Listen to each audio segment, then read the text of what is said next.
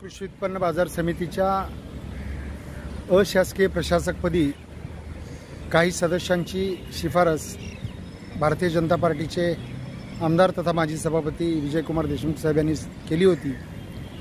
त्यानुसार पणन विभागातून पणन संचालकांमार्फत माननीय जिल्हा उपनिबंधक कार्यालयाकडे सदरचा प्रस्ताव चौकशीसाठी आला असता माननीय जिल्हा उपनिबंधक यांनी संबंधित AR अथवा कनिष्ठ अधिकाऱ्यांमार्फत त्याचा तपास करून अहवाल मिळवणं गरजेचं असताना जिल्हा उपनिबंधक सहकारी संस्था सोलापूर यांनी चुकीच्या पद्धतीनं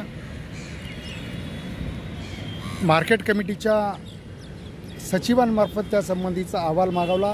हे त्यांचं कृत्य अत्यंत नियमबाह्य आणि बेकायदेशीर आहेच। याशिवाय 24 ऑगस्ट 2022ला पणन विभागानं प्रशासक मंडळासाठी ज्या शिफारशी केलेल्या आहेत त्या शिफारशीमध्ये परिपत्रकात नमूद अटी ज्या घातलेल्या आहेत त्याची पूर्तता भारतीय जनता पार्टीनं सुचवलेले हे सदस्य करत नाहीत।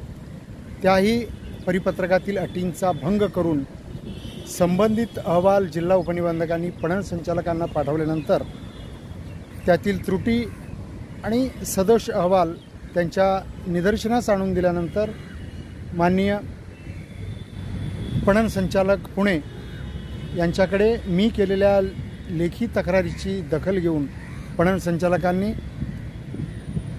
तिन्ही सदस्यांचे प्रस्ताव फेर चौकशीसाठी सोलापूर DDRकडे पाठवण्यात आलेले आहेत। जिल्हा उपनिबंधकांनी सहाय्यक निबंधक सोलापूर यांच्यामार्फत चौकशी करून फेर अहवाल सादर करावा असे निर्देश या ठिकाणी दिलेले आहेत।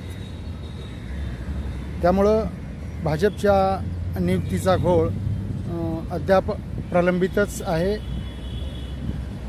त्या अपात्र सदस्यांच्या नियुक्त्या जर शासनानं केल्या तर कोर्टात जाऊन आपण त्या सदस्यांच्या नियुक्तीला लगाम लावल्याशिवाय राहणार नाही अशी या ठिकाणी प्रतिक्रिया मी देतो।